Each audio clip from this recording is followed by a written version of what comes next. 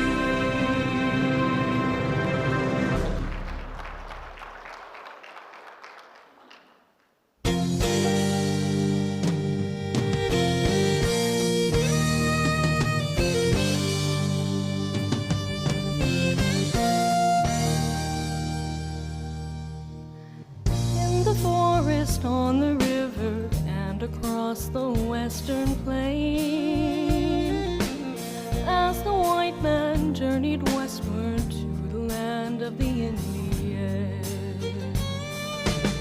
a new race was created, a new nation rose up strong. Hardship as its destiny and its curse do not belong. We are proud to be Métis, watch our nation rise again. Never more forgotten people, we're the true Canadian.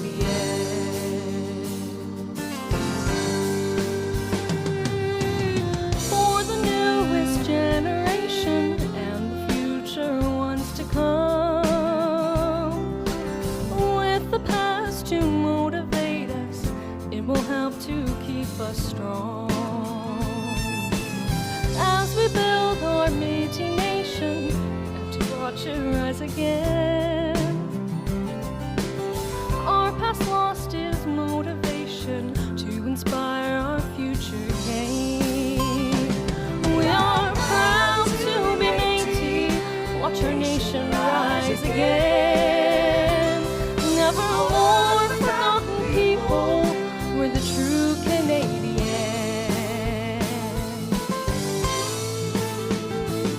We are proud to be Métis, watch our nation rise again. Never more forgotten people, we're the true Canadian.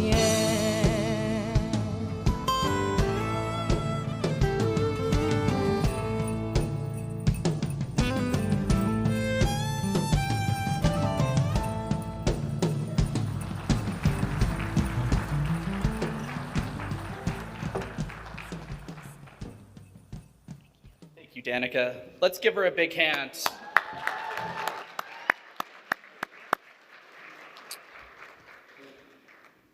I would like to recognize our honored hosts who have stewarded these lands since time immemorial.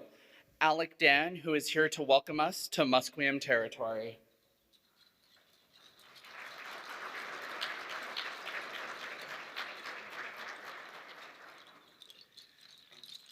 Good morning, everybody. It's nice to see you all once again. You know, it's an honor for me to be here, to be the voice for my family, my community, my elected chief and council, our elders, our ancestors, the ones that, held on to and took care of our culture, our language, our cultural protocols, cultural ceremonies, for um, the future generations and the younger and the generations today, to carry on, you know, uh, introduce myself a little bit more. I'm a descendant of hereditary chief named Similanoch, and he was here with us in the late 1800s. And his last known residence was what is now called New Westminster, and he's my great great grandfather. And the territory, the unceded territory of the Musqueam people. It goes as far as Port Moody, Coquitlam, Surrey Delta, all the way west to Vancouver, to Richmond, to Tawasin, and as far as Horseshoe Bay on the North Shore Mountains. And also, on behalf of our family and friends, relatives from Squamish, Tsleil-Waututh, Tawasin, Coquitlam. We were all considered one nation before we got introduced to the government that we uh, kind of work with today. We all have family connections coming back to Musqueam ancestors. And when we hear visitors coming into our territory, we used to come together as a whole community, from the youngest to the oldest, hereditary chiefs, heads of family, and community members, coming together, meet and greet our visitors at the mouth of our river, and welcoming them, sharing the wonderful natural resources that we have, whether it be friends and family coming from Vancouver, now called Vancouver Island, or family and friends coming downriver from what is now called the Fraser Valley, and that's why I say it's such an honor for me to be the voice, on behalf of the nations that I mentioned, um, welcoming you here to our traditional territory. We had those villages throughout Vancouver, throughout Richmond, throughout Tawasin, Burnaby, New Westminster, Surrey Delta, and Coquitlam and Port Moody. And a lot of our people permanently resided in those villages, but most of our people uh, went to those villages and gathered the natural resources and prepared them and made their way back home to their home fires. So um, just to share who we are as Musqueam people, and as Musqueam descendants of Musqueam ancestors. So, with these words of welcome, to welcome you here to our territory, and to welcome you and to the conference that's going to be taking place these next couple of days. I also want to share our Musqueam welcome song. And there's words in the song that translate to welcome respected ones. So with that, I'll share our welcome song at this time. Haichkasiam.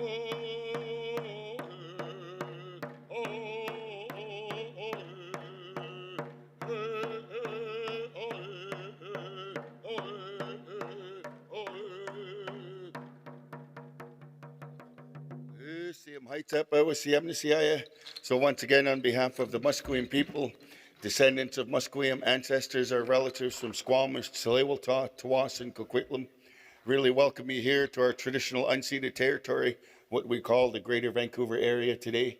Enjoy your time here and safe travels back home to your family and loved ones. Thank you once again.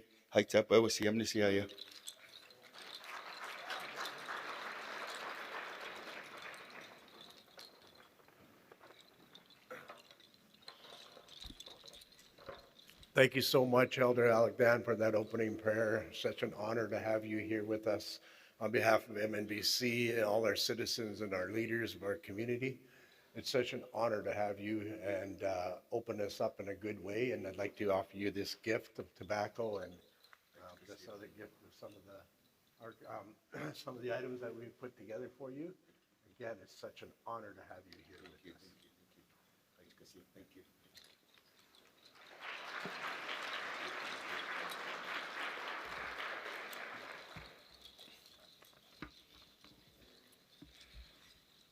Thank you so much for your words of welcome. I would like to now invite up Senator Edkins to deliver the opening prayer. Senator.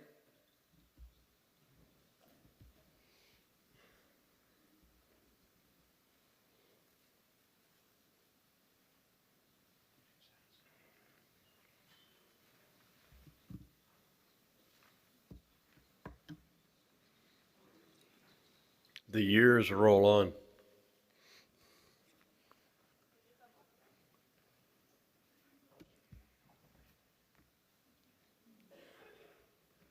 I see a lot of old familiar faces.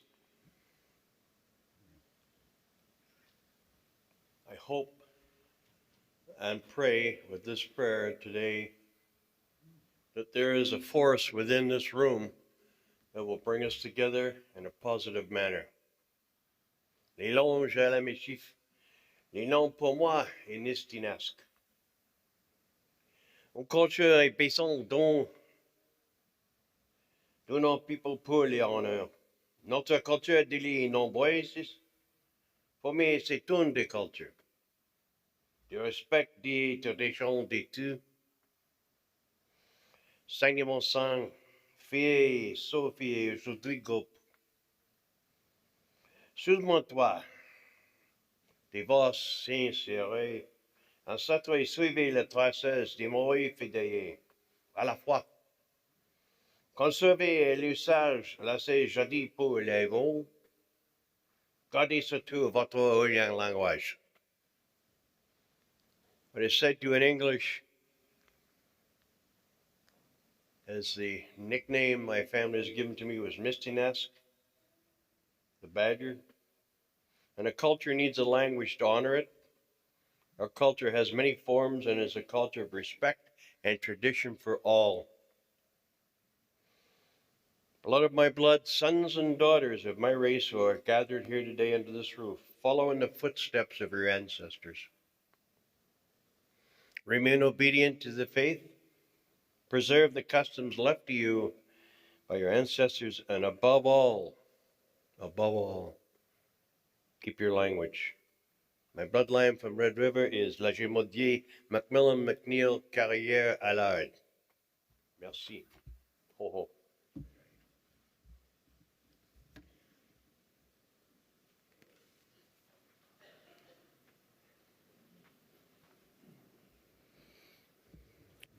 Merci, Senator Edkins. Now, before we begin, just a few gentle reminders.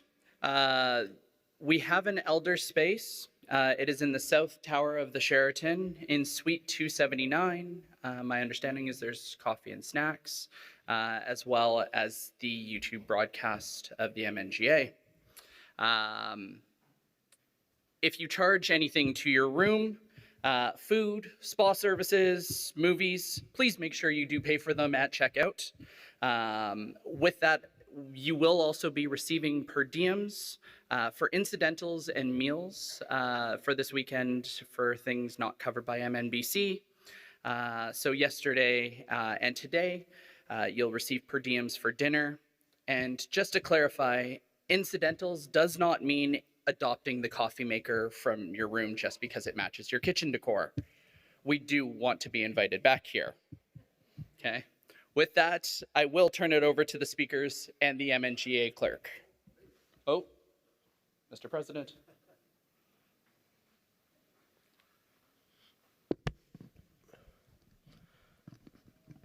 Thank you so much, Addison. Thank you to Senator Atkins for the prayer. I'd also like to thank each and every one of you for being here, taking the time to come to this in person. I know it was pretty well a last moment thing for a lot of people, and I understand it's a big sacrifice for some of us to be here. So on behalf of MNBC, the board of directors, and our staff, I'd like to thank each and every one of you for being here and taking the time to be able to come together, try to work on our issues, deal with some of the issues of the day, as well as making some of our changes to our laws. This is one of the most important tables that we have put together through MNBC to give our leaders a voice, to bring us forward in a good way. I'm looking forward to a lot of the conversations that's going to be having here for the weekend. Before we start, I would like to say a little prayer myself. I want to recognize and honor a young lady that's sitting in Vancouver Hospital today fighting for her life. Young Maya from Tumbler Ridge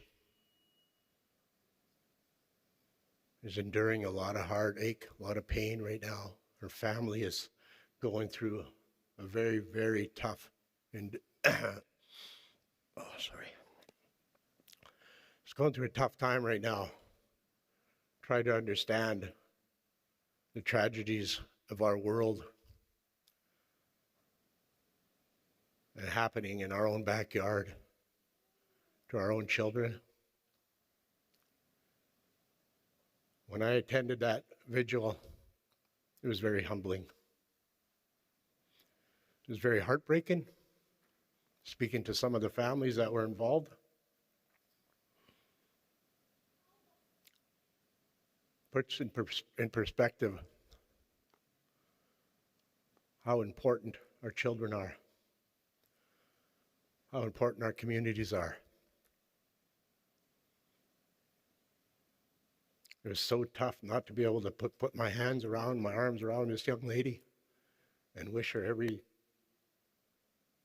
bit of goodwill that we can ever give to her. So I'm asking each and every one of you to do a prayer tonight for this young lady, for her to be able to heal.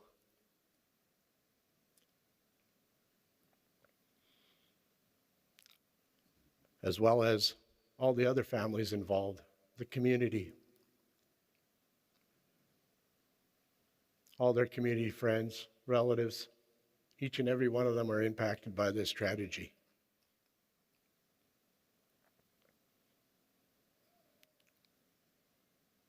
To see all our leaders there joined as one was unprecedented. We had leaders from different parties holding hands, coming together for this community and this province.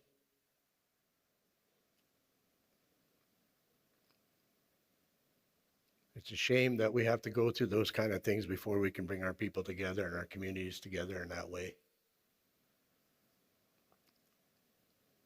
But again, I was very humbled to be there in that environment and to meet some of them families. So Maya, we pray that you heal and come back to us. We pray for all the families that were involved, all the heartache that they're enduring today, and hope that one day they can recover from this. To hope that one day we don't have to do this. We don't have to speak about these tragedies to our children. And to hope that we can all heal together and to come together as one. So I pray that we all pray tonight for the healing of this community and these families. Thank you guys so much.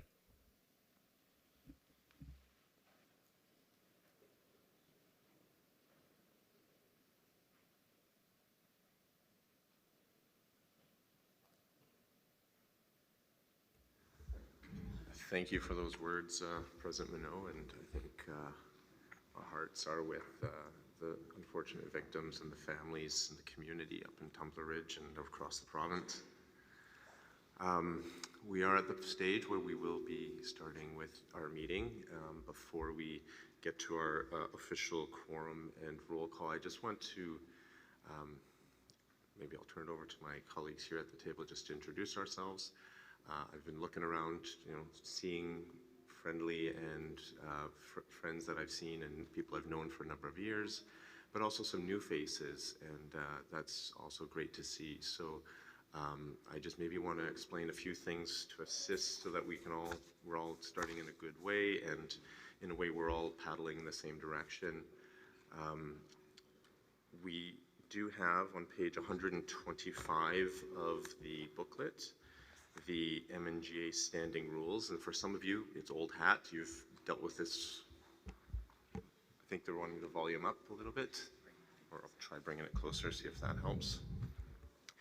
I think this is one of the things that this body has passed over the last number of years, these standing rules that I think have really assisted this body in engaging in respectful and productive discussion. And I want to just highlight this again for those who have not gone. This might be their first MNGA or their first one in person. And so just to remind people when we are speaking, please direct everything to us, the speakers, my co-speaker, Katie Carson, and I. I've had a number of people, saying, "Are you ready for this weekend?" There might be some difficult discussions this weekend, and we want to keep it respectful. I think we want to ensure that everyone has the opportunity to speak their part and feel heard, and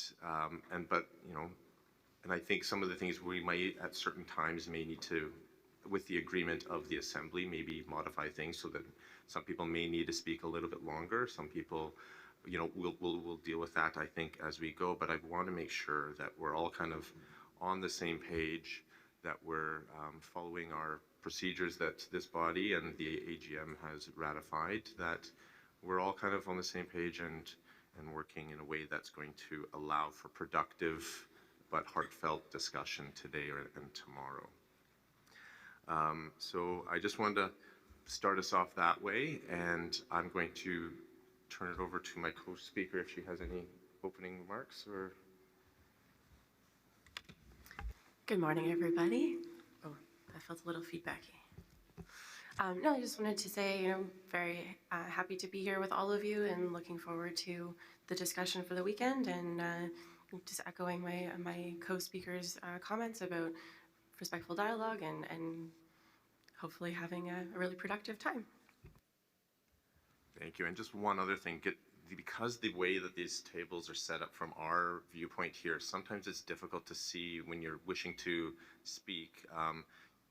The light really helps, but I can't necessarily see who it's in front of sometimes. So we'll try to make eye contact to make sure that we get you added to our speakers list, and then we'll have you kind of take it off. We don't want to have too many red mics at a time.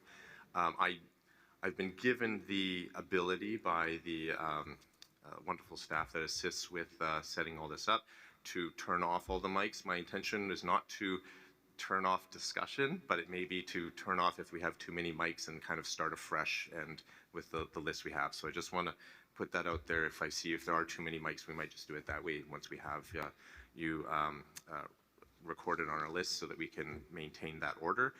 And I also want to remind everyone we do have our minute taker, and so please, each time you do speak, even if it's been several times, introduce yourself so it does assist with the minute taking. You know, introduce yourself, your position, whether you're the president, vice president of your community, or if you're on the board, and which community you're with. That does assist with the minutes. Other than that, I'm going to turn it over to our brand new clerk, Jazz Rahal, and we'll start with the determining quorum and the opening roll call. Thank you, Mr. Speaker. We'll start the quorum. Dylan Adam, Vermilion Forks. Here.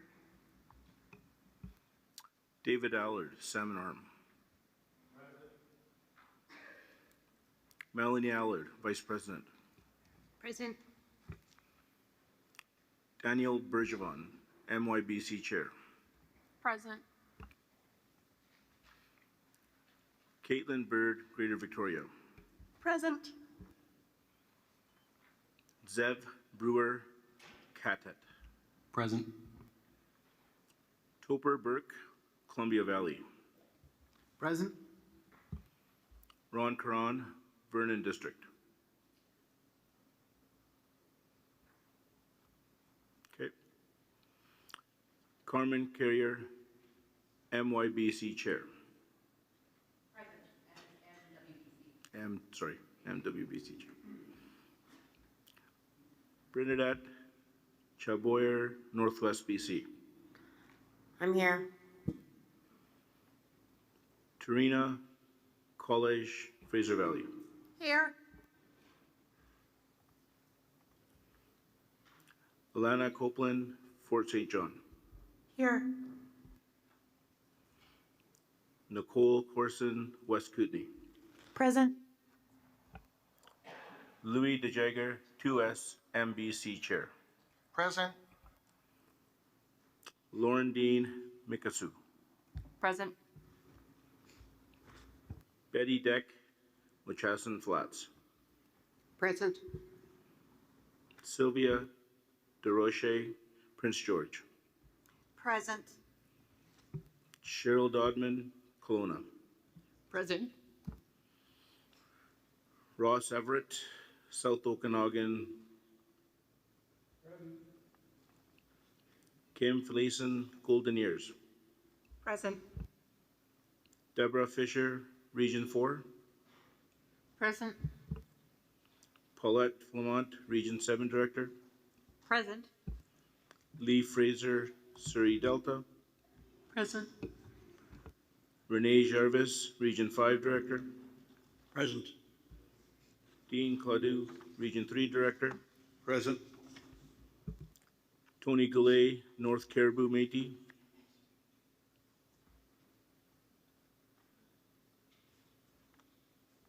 Okay. June Graham, Alberni Klekwat. Good morning, present. Patrick Harriet, Region 1 Director. Present. Lloyd Hogue, Mid-Island. Present. Susie Hopper, Region 6 Director. It's Susie Hooper, present. Thank you. Brenda House, Northeast. Present. Travis Jobin, Métis Nation, Columbia River. Present. Tara Langlois Young, Chilliwack. Present. Alan Laval, Region 2 Director. Present. Lyle Letendere, Kelly Lake. Kyle is attending on behalf of Kelly Lake. Present. Kyle Gladu, yes. Richard Lewis, Cowichan Valley. Present. Tyler Massey, North Island. Present. Don McConnell, Tri River. Betty Ann McDonald, Nicola Valley District. Present. Walter Minot, President. Here. David Marish, Vancouver Sea to Sky. Present. Michael Nezen, Rocky Mountain. It's Neeson, present. Thank you. Lana Olson, New Caledonia. Valerie Pace, River of the Peace.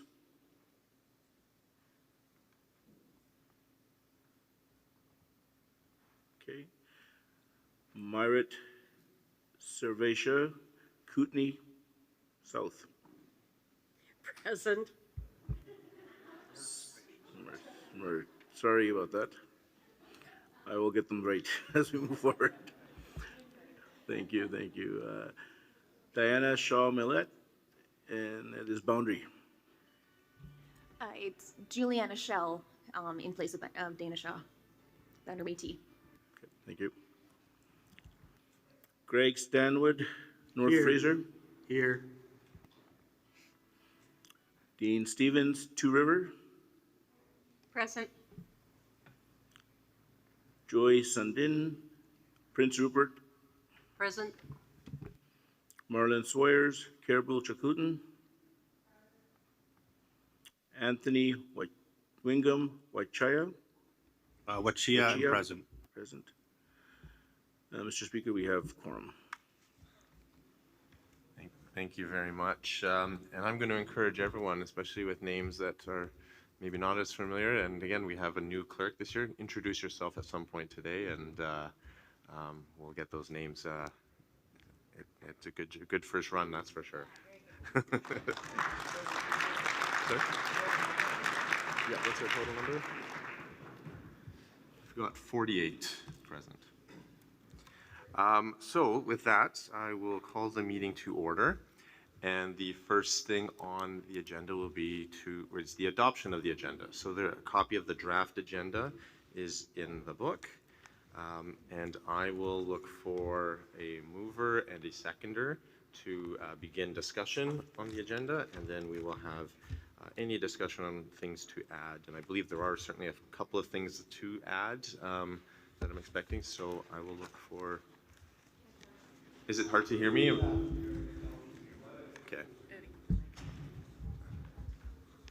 I'm just trying to keep space for the books here in the way, so sorry. Is this any better? Is it? Okay, thank you. I see some lights and it's hard to tell. I think I see Leader Lewis. Is that correct? And President Massey? Thank you. So I'll turn it over to President Lewis. Elected Leader Lewis, Couch Valley Métis, I so move. Thank you. Tyler Massey, North Island Métis, second. Thank you. So the agenda is on the floor. Is there any, from either the mover or the seconder, any amendments being proposed or? No? Oh, it's it. Yeah, Tyler? Yeah, Tyler Massey, North Island Métis. I'd like to make a motion to take the in-camera tomorrow at 9 a.m. and move it to right about now after the adoption of the agenda. So to move it right essentially after this, once this passes, okay? That's correct. Okay, I did see a hand over here. Sorry? You can second that? Okay, so that'll be President Travis Jobin. Travis Jobin, Métis Nation, Columbia River. Thank you very much. Okay, so that would be to move it immediately, essentially after the adoption of the agenda. Okay. Any discussion on this specific proposed amendment to the agenda?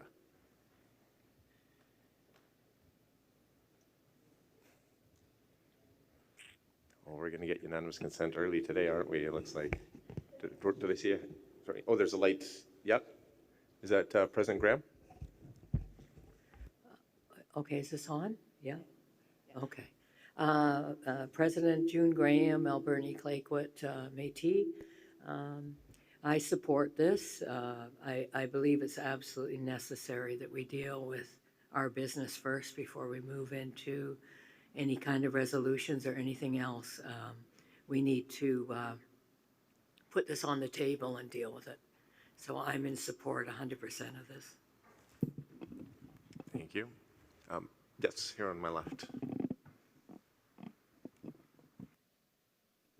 Joy Sundin, President of Prince Rupert and District. We put the resolution forward in December that was carried not unanimously, was carried, that, that we do deal with our issues that we had. The nation was feeling that we needed to discuss what was happening with the board of directors and their decision, and the community presidents definitely are in favor of knowing what's going on so we can support our citizens' questions. So I am in favor of this amendment as well. Thank you. All right, I'm going to see, is there any objection then to amending the the draft agenda to move the in-camera portion from tomorrow to immediately after? And I do see Director Gladue, or sorry, question, all right. Is there any objection? Okay, by unanimous consent, then that will be moved to immediately after the adoption of the agenda.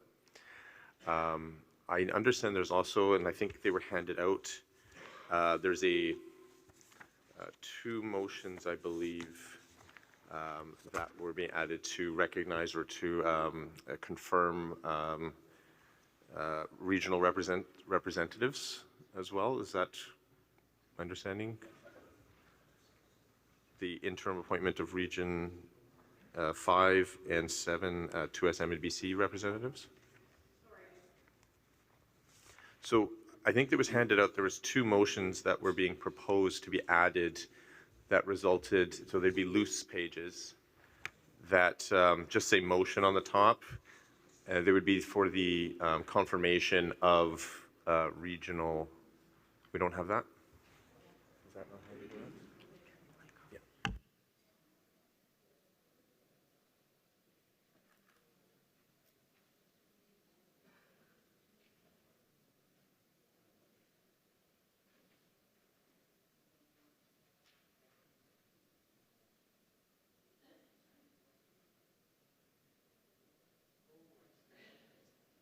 Oops. Oops. Me too. Can't hear it. Just like to add a couple things to the agenda. We have two new representatives for the 2SMBC committee that everybody worked so hard to get included in here. And so let's do that. Thank you. And I know in the past where we've had these, where there's regional representatives that are being confirmed by the MNGA, they usually happen fairly quick. If I may suggest a spot, and of course it's up to the community, I would perhaps after, obviously we have the in-camera section, and then I might suggest before the review and adoption of the minutes, which would follow that. Is that agreeable? Okay. Do we have a seconder for that? And I'm seeing, I'll perhaps introduce yourself just for the minutes. Topher Burke, Columbia Valley. All right, thank you. So again, this would be to confirm two new regional representatives that we would do. And so any objection to adding that to before the review and adoption of the minutes? And just if you're marking up, what I might suggest, and I don't know if you're provided copies, but there will be, or it'll be on the board. I'm going to suggest we call them Motion A and Motion B, just so that we can kind of keep track of those. I'll do just in numerical order. The Region 5 representative will put that in Motion A, and the Region 7 representative will be Motion B. Okay, no objection to that. I'm not seeing any. We'll insert those motions there.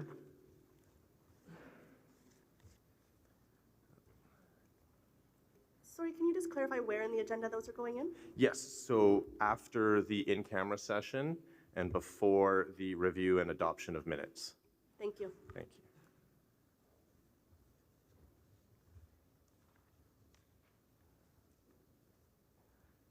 Any other proposed amendments to the agenda?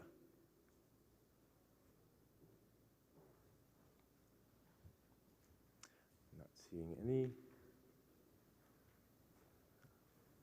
All right, I'll go try if we have unanimous consent for the adoption of the agenda as amended. Unanimous consent, no objection, if I can put it that way. I know it's always better to kind of, have everyone, but then I think it's sometimes easier to see who's objecting as opposed to counting every hand to see if we have all 48. Yes. Sorry, I'm just wondering if the technical people can check the speaker behind us, because we are totally lost where you're going. We can't hear conversations, and that's why we're not part of this. So maybe they could check this and see if this speaker's working. Yeah, and I'm getting it because it's bouncing off either above me, coming right back down. So, okay, if we can try to work on that. So it's not coming back that way? We can't hear either over here. And can't hear there as well. Okay. The whole room. I see Anthony. Yeah, okay. Do I have to get, is this any better? Or is it just it's just everywhere?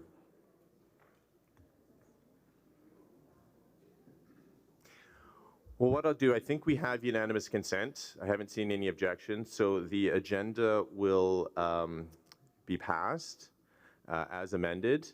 And so the next thing will be going into in camera. Now there is a process for this. Only those seated at the table in a representative position are able to be in camera for this portion of it. There are other protocols that we'll need to deal with, and so this may take a minute. So this may be also an opportune time to deal with both that, getting the room ready, and hopefully dealing with the speaker issue to make it easier for people to hear. I do see Chairperson Carrier. Can you, oh, there we go. Thank you. I just want to remind the Assembly that the elected representatives of Métis youth and the Métis women and the 2S have been elected and do take an oath of office and are able to stay in the in-camera. It has happened before with precedent. Because I was on the council and we did stay in camera when I was a regional representative. And it was decided by the Assembly because we do take an oath of office and we are elected that they do stay in.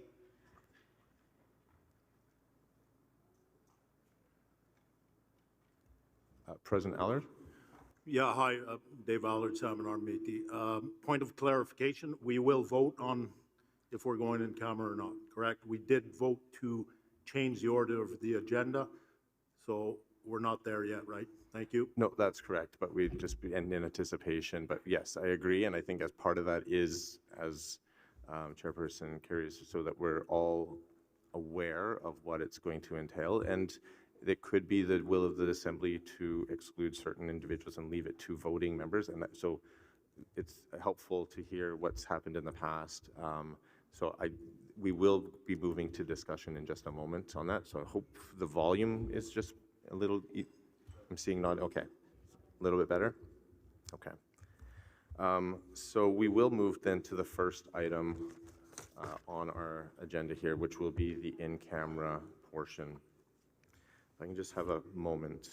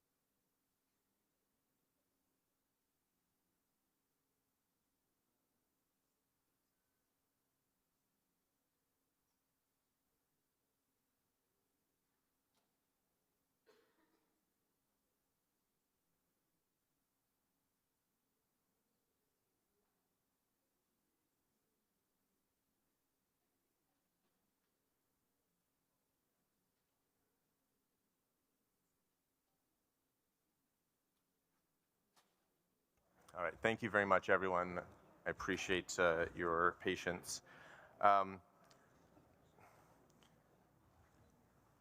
One of the things, because if you looked at what was moved was from yesterday or from tomorrow to today, the portion that says in-camera meeting.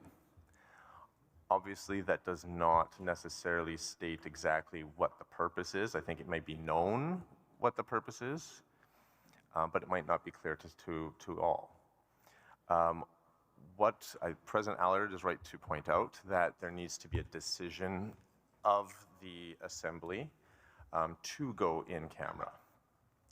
Once it goes in camera, then there'll be a further discussion on what are we going to discuss in camera.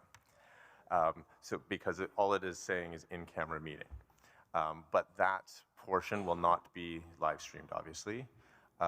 Those that are not agreed to be present in the room will have to leave the room. This will be, I think, hopefully a lot of board members here have maybe on your community boards or in other situations have gone in camera, and just the ramifications of that and the privacy that those kind of deliberations require. Depending on what is discussed and what materials or documents are provided or whatnot, there may be additional protocols that may be required for privacy considerations. And I raise this only because it's up to the body, the body here to decide whether or not to go in camera. And I just want everyone to be to know, that's kind of if that's the choice to do it, then that's kind of how it's going to play out. So at this point, I will look for a mover and a seconder to go in camera. I am open to, if and when that's on the floor, anyone wishing to speak to whom should stay, who should be excluded. And I will leave that obviously up to the Assembly on how that's going to play out. But I will look for a mover and a seconder to have it on the floor, and I do see President Dodman. Cheryl Gottman, Kelowna Métis Association. I move that we go into camera. Thank you. Do I have a seconder? Yes. Thank you. And just in case I'm going to take it, it's Dawn McConnell, Tri-Rivers Métis. Thank you. So it is now on the floor, the motion to go in camera. Is there any discussion, including the scope of who will be included? President Allard. Yeah, hi, Dave, Saminar Métis. One quick question. It's on the agenda. Who put it on the agenda? Thank you. It was on the draft agenda. I don't know who necessarily puts the draft agenda together, but it was President or Leader Lewis who move it to this portion.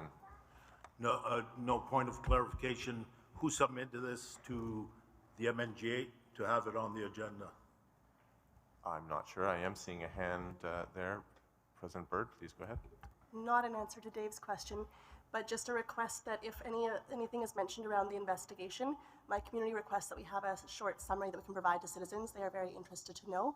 Of course, any privacy or witness or whistleblower protections to be included, but my community requests that there is some information that we're able to share afterwards. Thank you. Thank you. And I think and again, we're tiptoeing around what may be discussed because it hasn't been highlighted what the discussion is. I think that would be what the, if you want to call it end product as a result of that, I think would be up to discussion during the in-camera session, but certainly I appreciate your point. President Creel, or sorry, not Creel, Wingham. Anthony Wing with Métis Society. Just a point of clarification, if we do go in camera, everything that we do talk about in camera cannot be shared with our communities?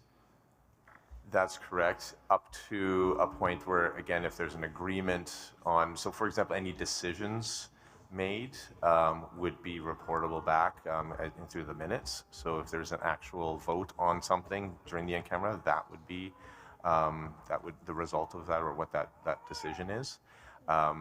Again, it would be the scope of what the assembly says, or again, if you want to look at it this way, what's produced as a summary or whatever it might be, that's up to the assembly on what the outcome of the in-camera message. But yes, generally, and with any in-camera message, it's not to be shared with those outside of the meeting that are in camera. Chairperson Berger? Thank you. I just wanted to speak in support of what Chair Carrier said around having the 3 councils attend and witness the in-camera.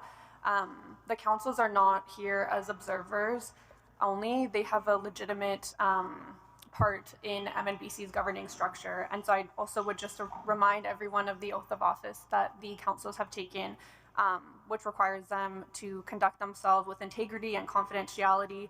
And so the councils are capable of upholding that. And so I would advocate for them to be here during the in-camera portion. Thank you. Thank you. Chairperson Carrier? Carmen Carrier, Métis Women BC Chair. I just want to let the Assembly know that the board has our legal counsel here, Gwendolyn Allison, and if you have questions regarding the report and what can or cannot be shared, we have to talk about that in camera. So those questions are best to be asked once we are in camera. So I believe right now the procedural issue is to vote to go into camera, and then we can have those discussions. Thank you. Thank you. President Allard? Yeah, we don't know who put this on the agenda, and we don't know what we're voting on. Can we have a written resolution as to the reasons we're going to be voting to go in camera? There's a lack of clarity here, so at the very least we should have that. Thank you. Yeah, I appreciate that. I think I'm going to turn to, or I think it's President Graham that's waiting next, and whoever we can try to figure out how, if someone's in a position to articulate the reason for they going in camera. Was it President Graham? Yeah. June Graham, Melbourne, Clackwood, Métis. Yeah, I struggle with this too about the in-camera stuff, but I believe it needs to be in camera. But I too, like Caitlin, would like to see a detailed amount of information that we can share with our community. And I'd also like, I'd also like to say, talking to folks around this weekend, that our staff at MNBC, the majority of them are under 30, 35 or something. They're in the dark too. And so I have empathy about that they too want to know what's going on. And it's important that they do. They're our next generation of Métis that are coming up the ladder. So I struggle with that too. So when I walk away from in camera, I want to have permission to be able to tell folks what's going on, because they deserve to know as much as we do. Thank you. Thank you. Leader Lewis. Richard Lewis, Cowichan Valley Métis. Thank you, Mr. Speaker. I'm going to throw this out here. Our community, every year for the last, as long as I've been president, we've been bringing our vice president over, paid on behalf of our community, and going in camera, where only one person would be able to go in there, which would be me sitting in the chair, or who's ever sitting in the chair. I just feel that it'd be beneficial to allow my vice president, who's been attending all these years, to be able to sit in and keep a record of what's happening as well, so that we're both in the know. This allows us, if, for say I get hit by a Mack truck and nobody knows what's going on, we'd be able to carry on the knowledge of what is happening and the reasons for those motions that may come out of the in camera. Thank you. Thank you. So I think we're just trying to get some wording in furtherance of President Allard's request, and I think that's of assistance. And then we'll turn to who can or cannot stay in, which I think was what you just spoken to there. And I mean, Leader Lewis, you know, I feel sorry for any Mack truck that's going to try running you over. You've got it. Yeah. Chairperson Carrier. Carmen Carrier, Métis Women BC. I just want to let the Assembly know that, of course, we need to go through proper process here and have the proper discussion and dialogue, and I appreciate that. But one thing I would like to flag for you is our legal counsel does have to leave at 12:30 today. So just let that be a consideration in the deliberations going forward.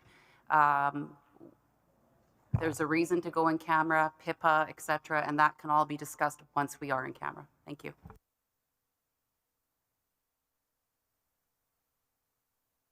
Just a moment, please.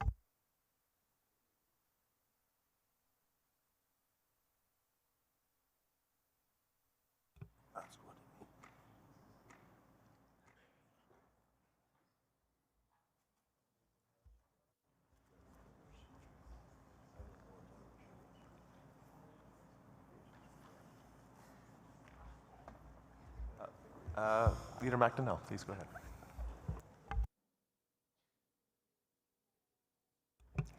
Oh, okay, I'm confused.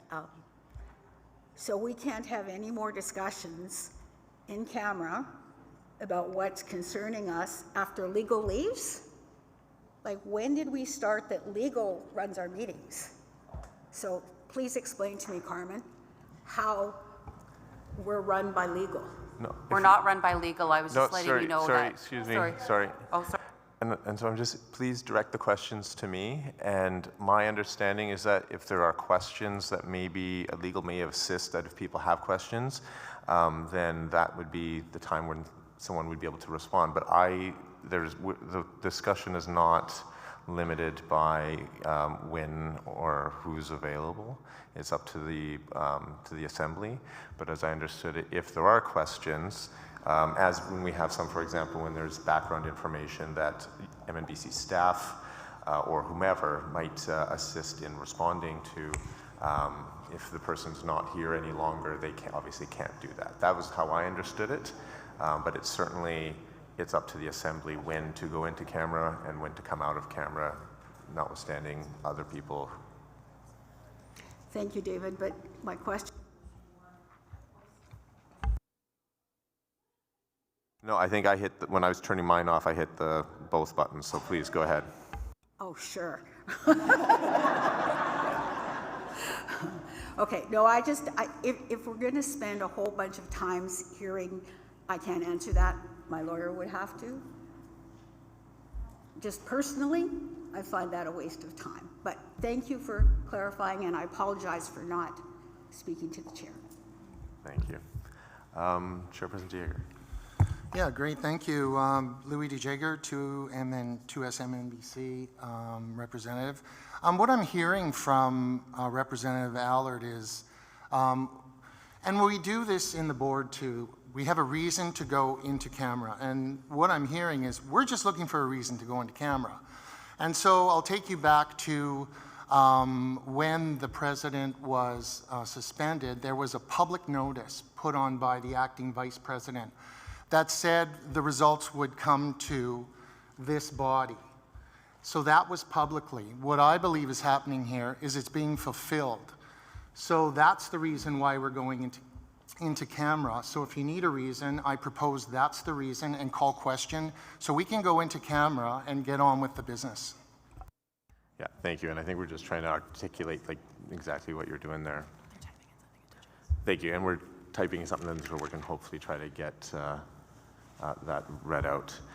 So just for the process, so everyone knows, we are going to have the reasons for going in camera, and then we'll discuss once it's agreed to, before going actually in camera, then we'll decide who can stay and have that discussion, and then we'll go officially into camera.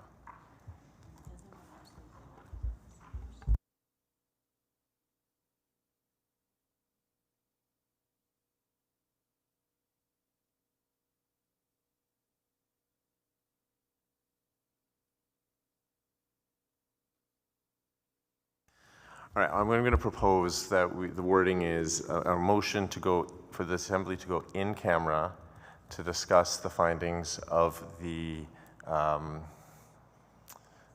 summary findings of the investigation. Is that, I'm seeing some nodding heads. I can move. Yep, okay, please. So introduce, just for the record, your name and position. Louis D. Jager, 2SMNBC rep. Thank you. Do we have a seconder for that? Yep, Vice President? Yep, Melanie Allard, Vice President. I so second. All right, thank you. So we now have a motion to go in camera to discuss the summary findings of the investigation. Is there any objection to going in camera? Yes, thank you. Did you wish to speak to it, or was it an objection? No, yeah, I do object to it because we have citizens that have been waiting around that have all been impacted by this. And I think that we need to be able to be open and transparent. And we were at a meeting already where, you know, laws and privacy was already talked about, questions that were not answered. So I don't see if that's going to be the answer to some of the questions that get asked. What is the difference between being in camera and not being in camera, and allowing the citizens that are joining us today from across this province to actually hear what's going on with the nation. Thank you. Yes. I would call on our legal to explain the privacy laws and what would happen if that was brought here and the discussion was all in public. I think we need legal advice on that, because that takes MNBC down a really dark road that's going to be very expensive.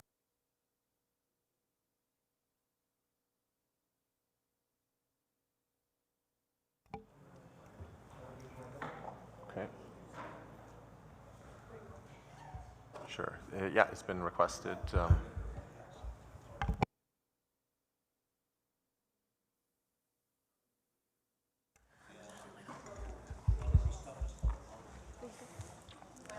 So we've had a request for, yes, and just before we have a speaker coming here, I will recognize President Byrd.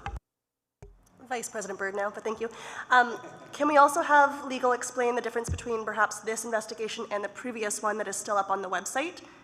Because that one contains a whole lot of names and people that were included in the website. So just if there's any difference in that. Thank you. Thank you. And I'll just have you introduce yourself, and then please go ahead. Thank you, everyone. My name is Gwendolyn Allison. I have been retained recently by MNBC to, one of the tasks is to just help shepherd this investigation report. So the issues of privacy were ones that were raised by me. And so to explain why that's different from the last one, I think two things. One is, well, first of all, different lawyers have different viewpoints. And this is one of the suggestions for privacy is mine, because of the concerns raised that were in the investigation report itself. One of those reasons was that the investigator, who is a very well-respected Métis lawyer, in fact, she's probably the leading Métis investigator in the province, had conducted this investigation on a confidential basis and had provided sorry, I can speak a bit quietly, this might be better. That she had advised people who were participating in the investigation that, that it would be a confidential process. So to keep it in camera at this stage would honour the manner in which the investigation was conducted. And that was important to people who participated in that. And as part of the summary, I will explain that a bit more. Number two, the investigation has not actually, the process has not completed yet. There has not been a decision made by the board, which is the next stage of it. So at this stage, it would be, in my view, premature to be sharing findings when there is no decision about what to do about the findings. And that's just a question of due process and fairness to everyone involved. I don't want to say much more about the investigation itself because I want to save that for the in-camera portion, but there will be a discussion about some elements of the investigation. And so in order to provide that fair process, the discussion about the investigation to date, in my view, and that was my opinion, should be done in camera. Thank you. And if you wish to respond or had a question, President Wingham? Anthony Wingham with GMAT Society. If you can clarify for the Assembly, you represent the board. If you represent the board, who would be representing President Minot? And would President Minot have to leave like he was asked to do when we had our online meeting? I do not represent President Minot. He has his own lawyer. He would have to leave during my portion of the in-camera proceeding. There is nothing to stop the Assembly from having their own session with President Minot, and you can decide to do that either before or after I leave. The reason that I cannot be in the same room with President Minot, it's not out of a lack of respect for him or his role. It is that he has his own legal representation, and it would be a breach of my professional obligations to speak about that matter with him when he doesn't have his lawyer present. So it's out of no disrespect or any event to try and silence President Minot. You can choose to have him discuss it first or have me discuss it first.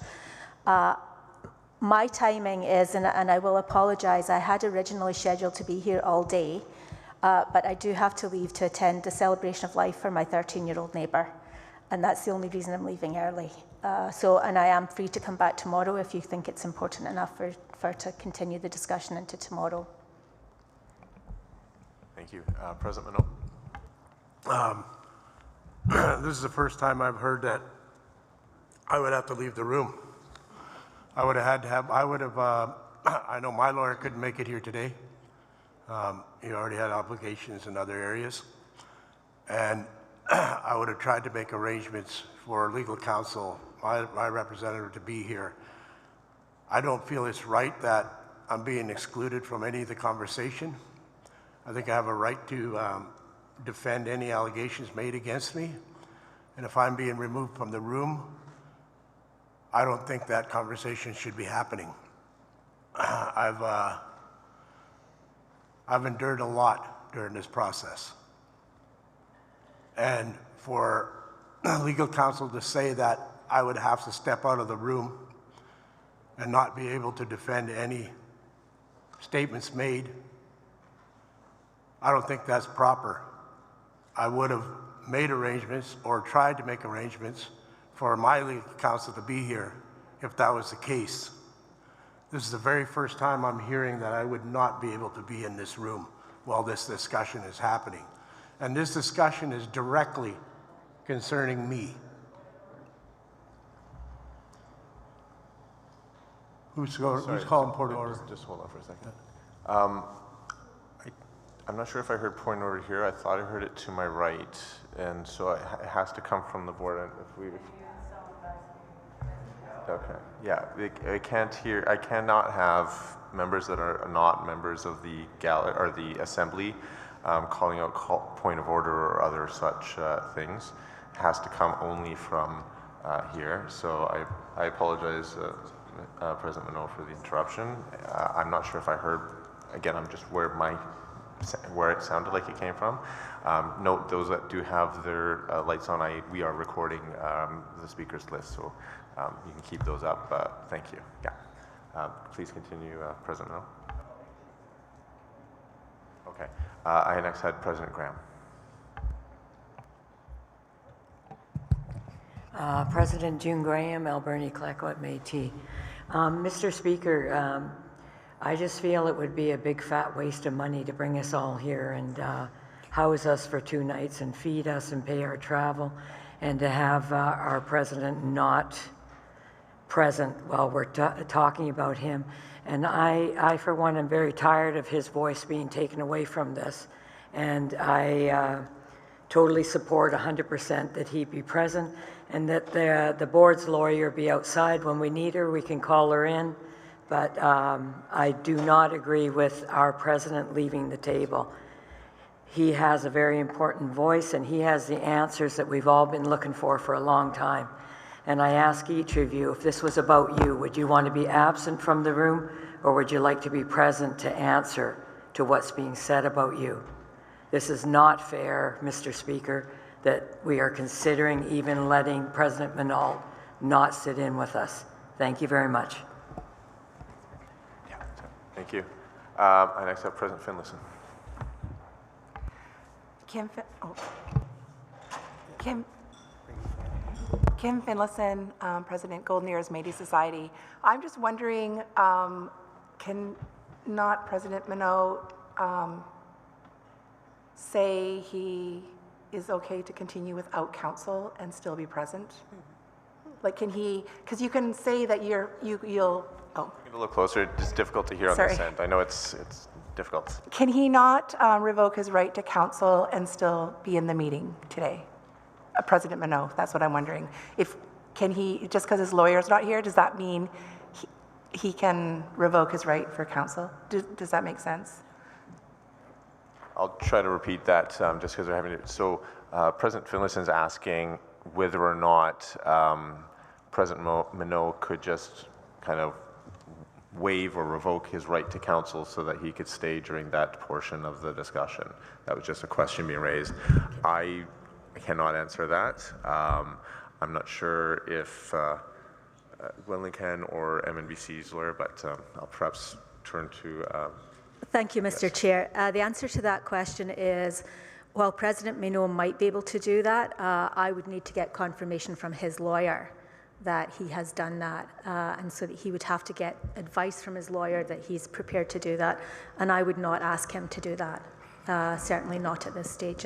That would not be fair to President Minot. Thank you. I next had Director Harriet.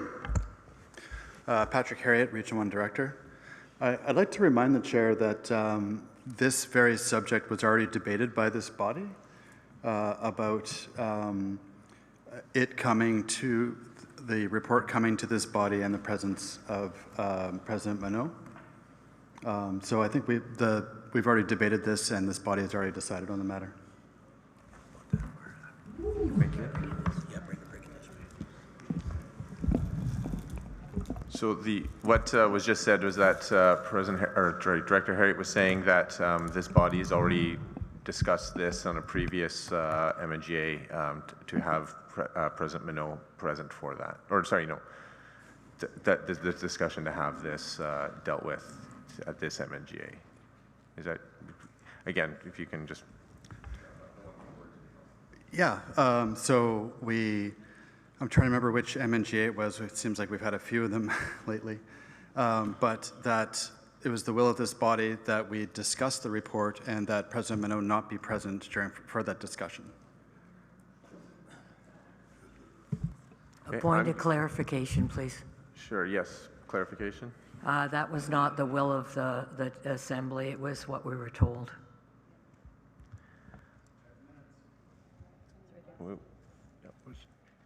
Thank you. Well, I will have, sorry, just a moment. I had him next on our list. Vice President Byrd, and then I have, I think is it President Sundin whose light's on? Yeah. So President Byrd, or Vice President Byrd, and then President Sundin. Thank you, Vice President Byrd, Métis Nation Greater Victoria. I think we've been asked to trust the lawyer of the board in going in camera and hearing information in camera, which some of us think that citizens should have access. So we have to trust the lawyer to the board that Walter shouldn't be present without his counsel, and we have to proceed.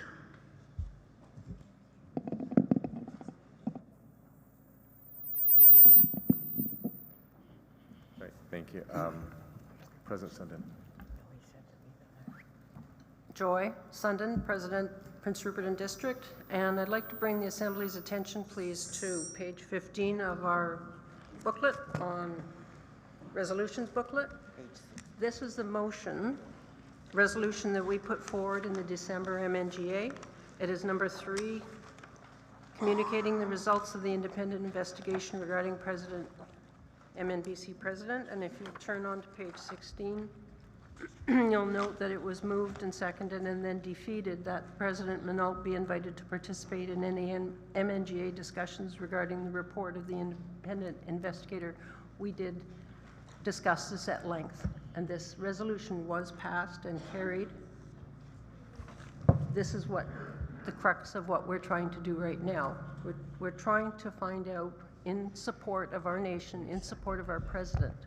That's why we put forward the resolution to the Assembly from Region 6. We felt that we need to be able to discuss things openly without any conviction. We are all together. We're here to support. Let's just get it out and let's discuss things. Thank you. So they're saying he has to leave?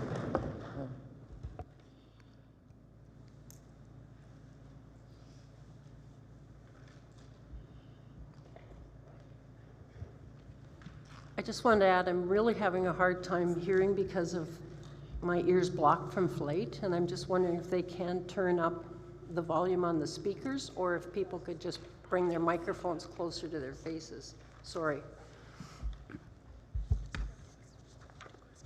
Yes, thank you. I'm going to limit to the speakers that I have on our list, and then we will go to a vote, and just those that are indicated. So we have Chairperson Carrier. I think we had, was it Leader Lewis wishing to speak again? Did we catch that? No? Okay. I do see President Wingham. Or no, sorry, thank you. Yeah, sometimes it's the, so that's from Fraser Valley and President Minot. So we'll go to Chairperson Carrier. Thank you, Mr. Speaker. Carmen Carrier, Métis Women, British Columbia. Thank you, President Graham, for raising that issue. What I just wanted to clarify is what I heard Ms. Allison saying was that President Minot can be in the room when we go in camera. It's just that during the portion when she is presenting, that he has to be out of the room because his legal counsel is not here. And she recommends that our president don't waive his right to legal counsel. So it's not that Walter can't be in when we go in, or if the Assembly decides to go in camera. It's just that that portion when Ms. Allison is presenting, Walter will have to step out. And Walter has the report.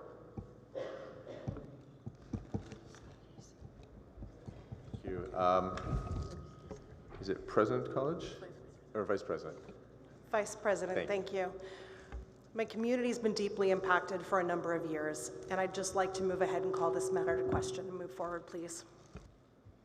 Thank you. And we're just finishing with our last two speakers. President Minot.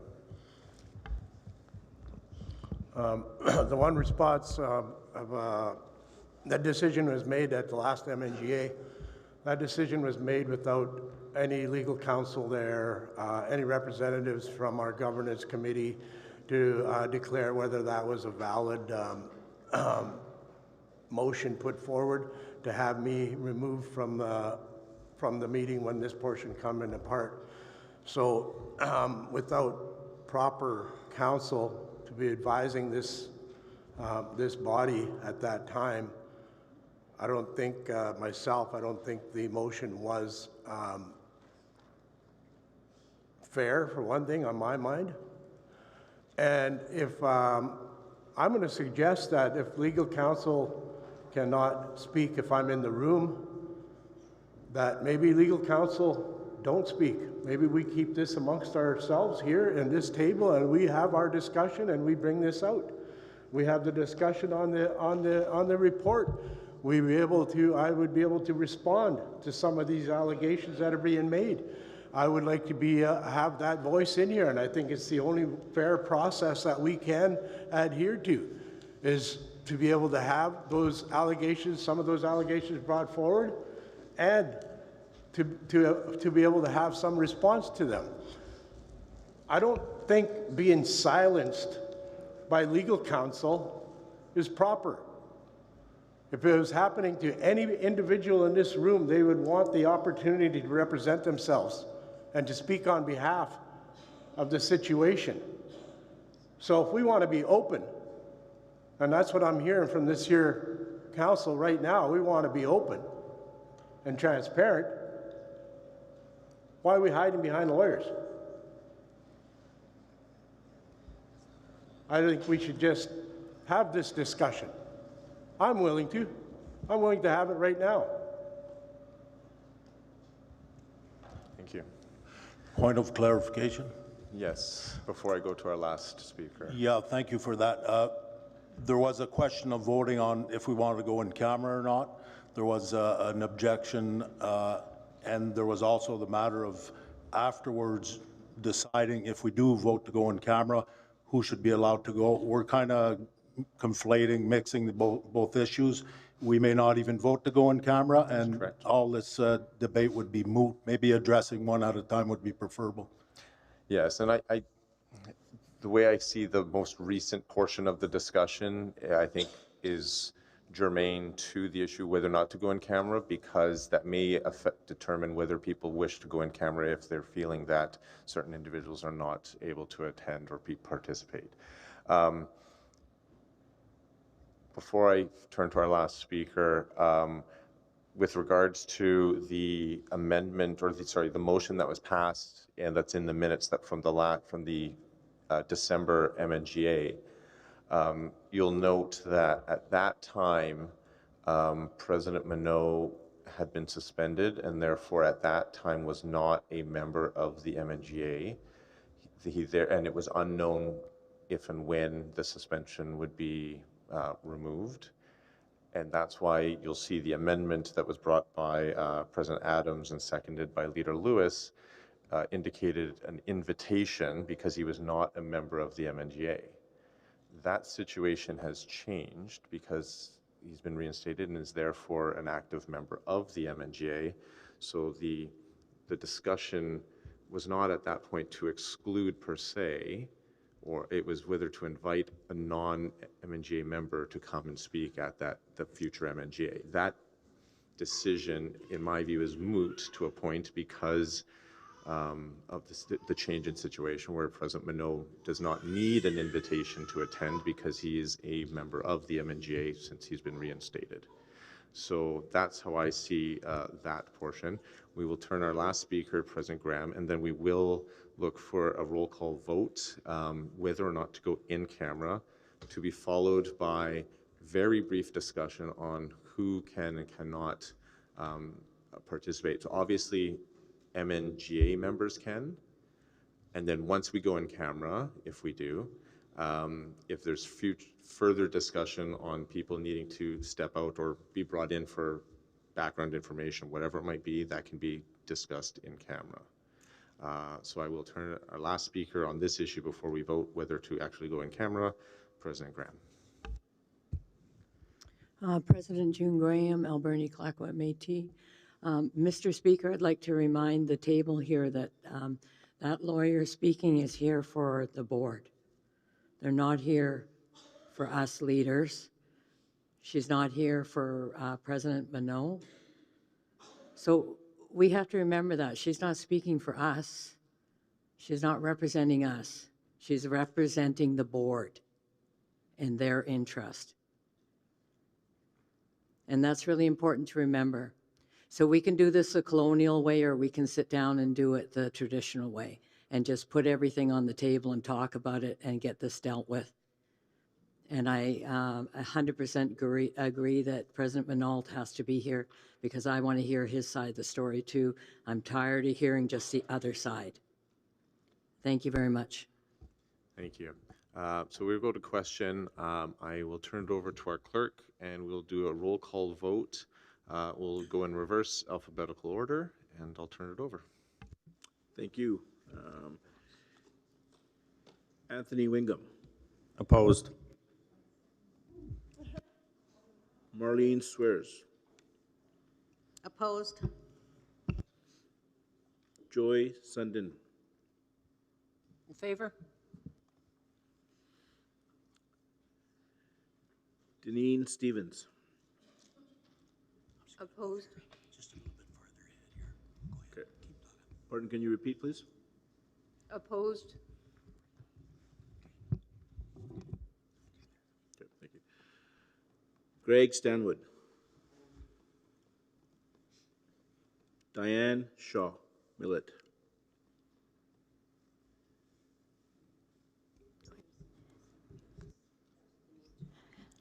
In favor.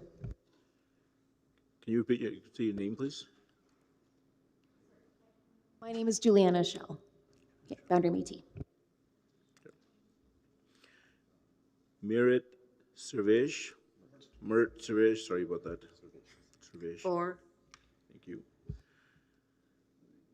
Valerie Pace. Okay. Lana Olson. Michael Nazin. Nazin. He's in favor. David Morrish. Opposed. Walter Minot. In favor. Betty Ann McDonald. Betty Ann McDonnell. McDonnell. In favor. Thank you. Thank you. Don McConnell. In favor. Tyler Massey. In favor. Richard Lewis.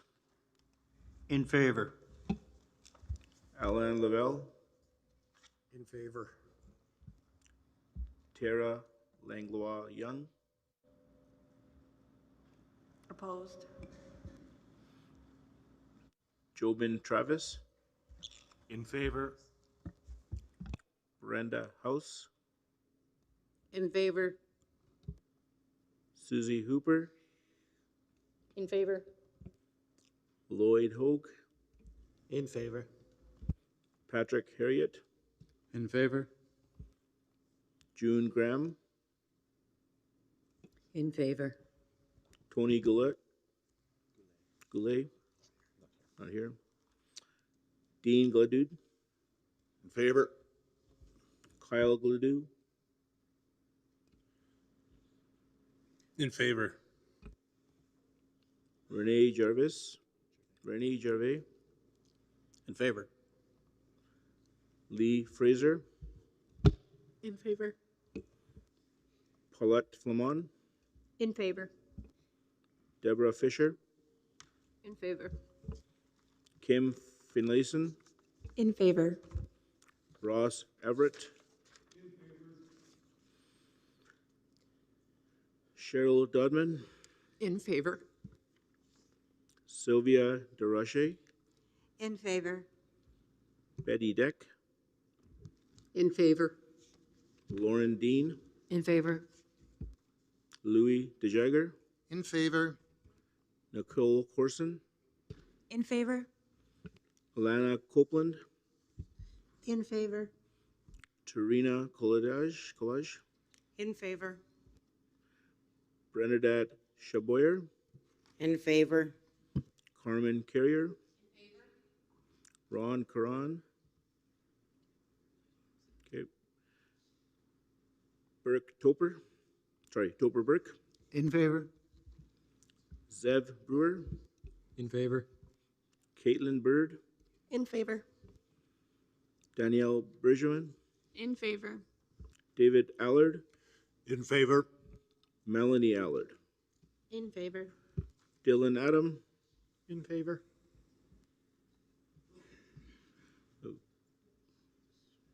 Vote has passed. 41 in favor, 6 opposed, 1 abstention, so it does pass. Now, before we go in camera, just to confirm if there's any discussion on who can attend. So what we have proposed thus far or discussed is regional representatives of MyBC and Métis Women BC, and I presume 2S BC as well. And also community vice presidents who would otherwise or could potentially have a seat if their president were to step out, for example. Is there any discussion on that before we officially vote on yay or nay, whether it's that group as a whole or we wish to split it up individually? I'll leave it up to the Assembly on how we want to deal with this. Director Hooper. I would like to request that BC Manor attend as well. Some of them are here today. and I would just like to put their names forth as attending this in-camera session. Thank you. President Minot? I'm going to have to agree with the three councils. I think they're all elected, provincial elected officials. I also have to agree with anybody who's brought their vice president with them. They are also elected officials. They do sit at this table when the president cannot be there. So their voice is very important. I believe that anybody that is an elected official has already sworn an oath to their community. And some of this stuff is going to have to come out. We can't keep everything hidden behind doors. So I would propose that, you know, our vice presidents, our three council members, citizens, captains of the hunt have a very, very substantial say in the direction that we are going when it comes to our rights assertions. Their voices are very important to each and every one of us. So I would have to agree that we have those people attend and stay in attendance.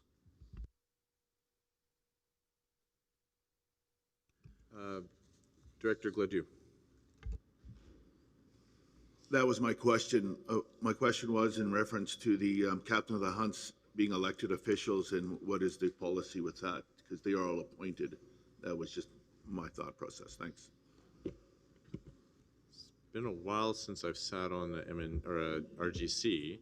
I know they're appointed by the RGC, but if there's competing, I'm not sure if there's elections at the RGC, but I think it's an appointment. So they're non-voting members of the RGC, and they're not voted. So just for clarification. We've got President Finlayson. Kim Finlayson, Golden Ears Métis Society. My question is, are we voting for them to be in the meeting or voting for them to also vote in the meeting? No, it would just be to be present during the in-camera session. Only those sitting at this horseshoe would be able to have a vote at any discussion. Yeah. Is it President Hogue?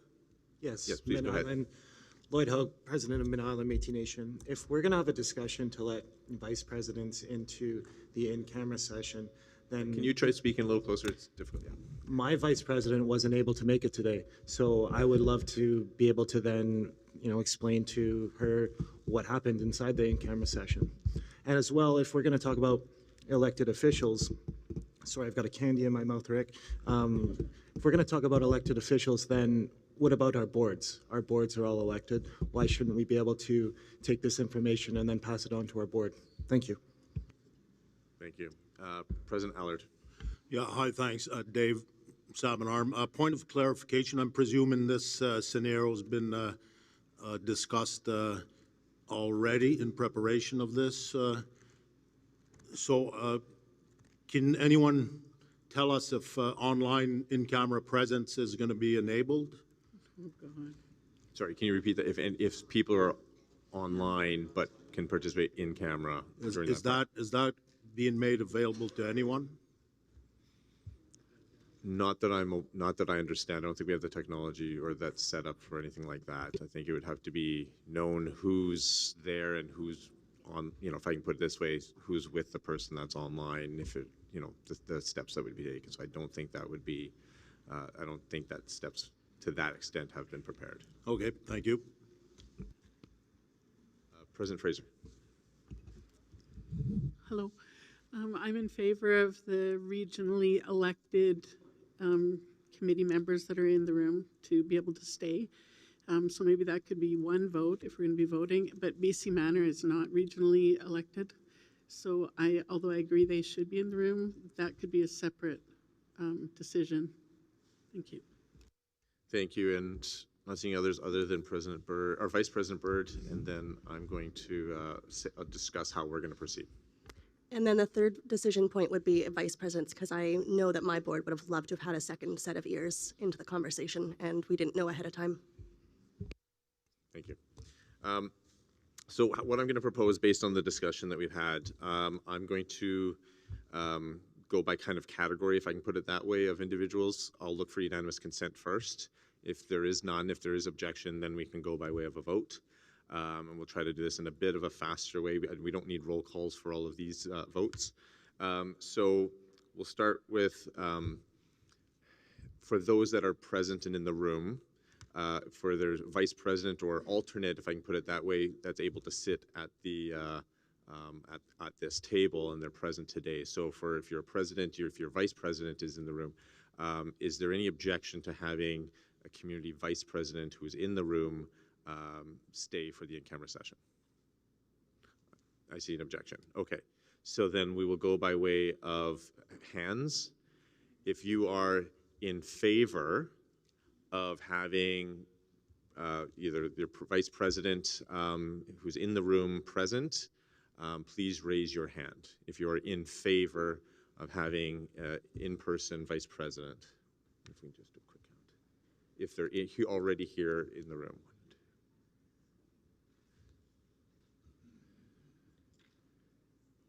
Thank you. Do you have a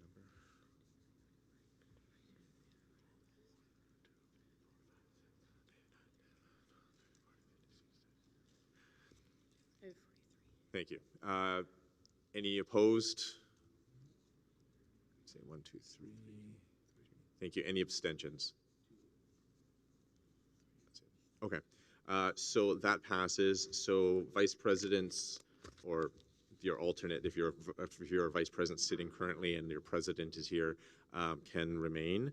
I'll next turn to representatives of MyBC, MWBC, and the 2 SBC regional committees.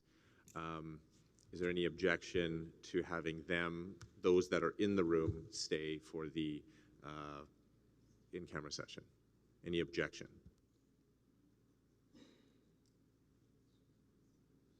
All right, seeing none, those regional representatives from those 3 groups can stay. And we had a question about BC Manor. I'm not going to, I know we had some objection already, so I'm not going to look for unanimous consent. Those that are in favor of allowing BC Manor representatives who are currently physically present to stay for the in-camera session, please raise your hand if you're in favor for BC Manor. Yes, thank you.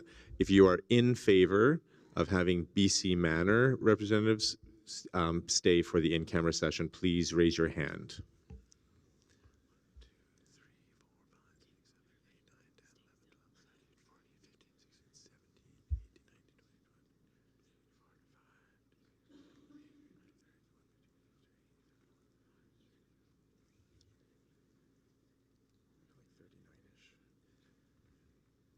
Okay, thank you. If you're opposed, 1, 2, 3. I got 3. Okay, thank you. 4. Thank you. Any abstentions? Okay, thank you. Okay, so those BC Manor or captains are able to stay for the in-camera session. Thank you, everyone. Now, were there any other? I know there was some discussion online. Now, I know President Wingham's discussed what can be shared.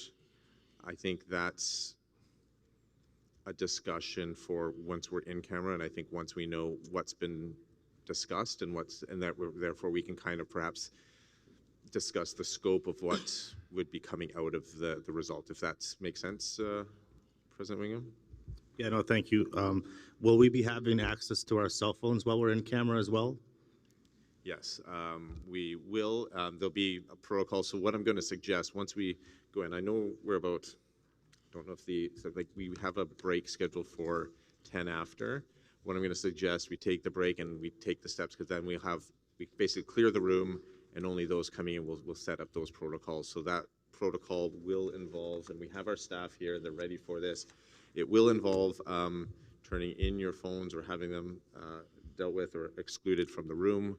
And we just want to make sure that the information is not leaving this room. We'll make sure that the YouTube feed is cut. We'll make sure of that. And so we'll deal with that. So what I'm going to suggest we take... Before we go, I just want Sure, yeah, just before we go. So, but what I'm going to say is we take 15 minutes because I think people have an opportunity if they want to, for example, leave their phone in their rooms for now and come back or use the washroom, and then we'll come back and set up this. Hello, before we go, I just wanted to make a suggestion here, because we've already decided what groups can stay in the room. I think it's imperative that our acting COO and our COO stay present in the room as well as our governance officer to, if there's any other questions that we need that arise to our staff, that they would be able to be here, as well as I believe it's imperative that they hear some of this information as they are the leads of our administrative body. So I would suggest that we allow our COO and our CEO and our governance officer remain in the gallery as we have this discussion. Thank you. And I neglected to mention that because of the way it would go, obviously we need permission as non-MNGA members to also be present. And I hope that we'd be able to assist in the discussion. So I neglected, and I appreciate that. But in addition to co-speaker and our clerk, permission for the staff that's going to be able to assist, I think, during that process. But we do need a vote because we are non-MNGA members, whether or not to be present for that discussion. Is there any objection to having, yes, President Allard? Yes, assist is fine if needed, and then they can be outside, and then if needed, they can come in. Pretty simple. Thank you. So what I'm going to suggest then, we'll do that again by category, just real quick. I'm going to suggest we start with my co-speaker, myself, and our clerk. Is there permission? Is there objection to us remaining during the in-camera session? Seeing none, thank you. Then it was proposed the COO and the CEO. Is there any objection to them? Yes. And I'm seeing hands. So the objection? Yes. Thank you. This is a governance issue, and should we need staff assistance, we can vote as the assembly to call them in. We have not released the report yet, so I object to this at this time. This is a governance. We need to separate the governance from the operations right now. Thank you. Okay. Thank you. So what we'll do, given there is objection, we will go by way of a hand vote again, whether or not the will of the assembly is to allow, again, COO, CEO, and that was it, right? Okay. And obviously the lawyer, MNBC's lawyer, Ms. Taye, and okay, and the other lawyer. Okay, so as a group,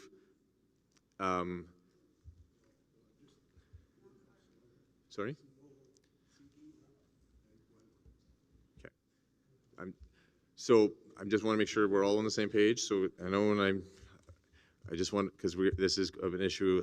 So it's the COO, CEO, and the lawyer.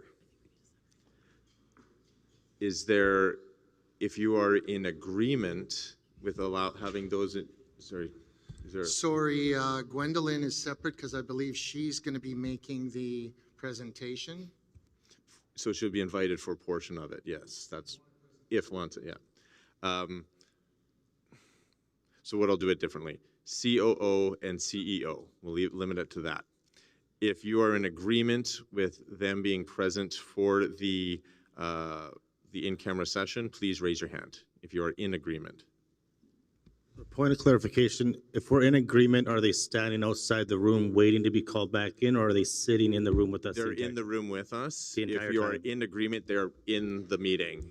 Now, if there's disagreement, you can always invite people to come in, have them speak to whatever the question or issue is, and then have them leave again. So this would be to allow them to, as for example, our co-speakers to sit in for the entirety of the meeting. Is there so that if you are in favor of that, please raise your hand.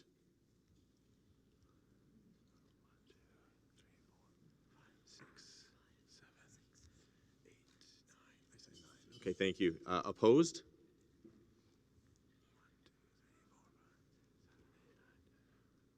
All right, so that is defeated. So they will have to also remain outside the room unless and until potentially called in to answer or to speak to it. Before we go, I'm going to turn it over to Alex to set out the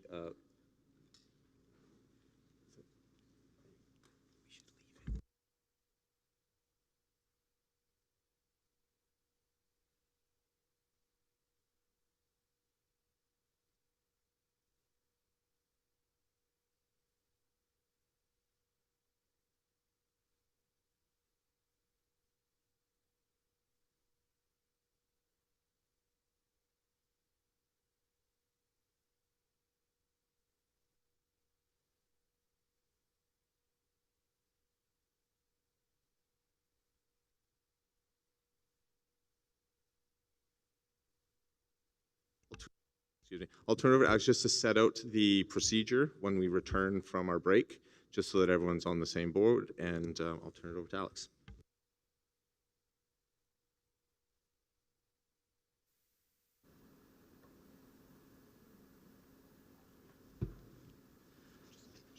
Thank you, Alex Tricard, MNBC Privacy Officer. So with the MNGA willing to go in camera, we will be adjourning for the health break, but our Alex Tricard, MNBC Acting Privacy Officer.